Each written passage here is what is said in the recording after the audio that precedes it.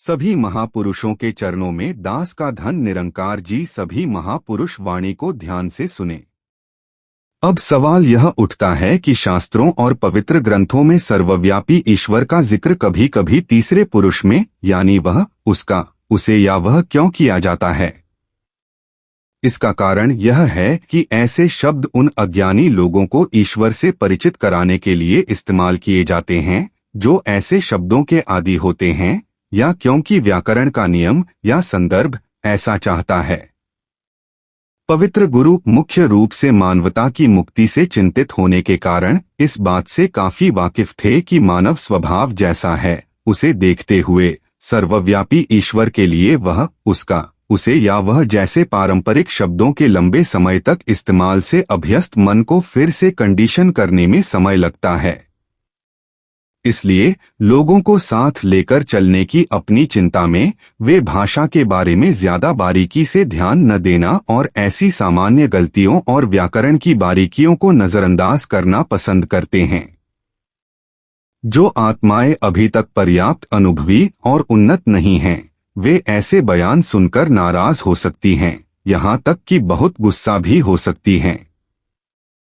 ऐसे आध्यात्मिक घोषणाओं को उन पर थोपा नहीं जाना चाहिए।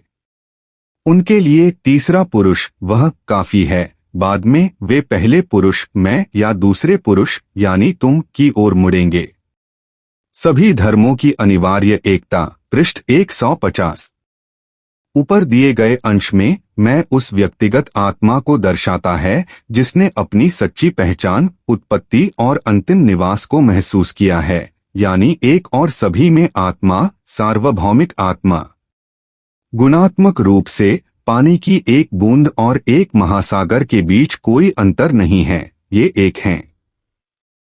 हालांकि केवल महासागर में विलीन होने पर ही बूंद इस एकता को महसूस कर सकती है और इसे पहले पुरुष में व्यक्त कर सकती है, यानी मैं महासागर हूँ। इसी तरह व्यक्तिगत आत्मा और सार्वभौमिक आत्मा स्वाभाविक रूप से एक हैं। हालांकि केवल तभी जब व्यक्तिगत आत्मा पूरी तरह से सार्वभौमिक आत्मा के साथ पहचान करती है और उसमें विलीन हो जाती है, तभी वह सार्वभौमिक आत्मा की स्थिति, उच्चतम स्थिति प्राप्त कर सकती है।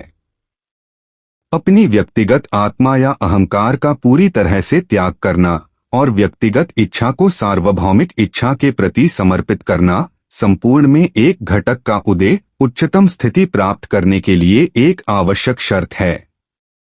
यह आसान नहीं है, केवल कुछ ही इसे प्राप्त करते हैं।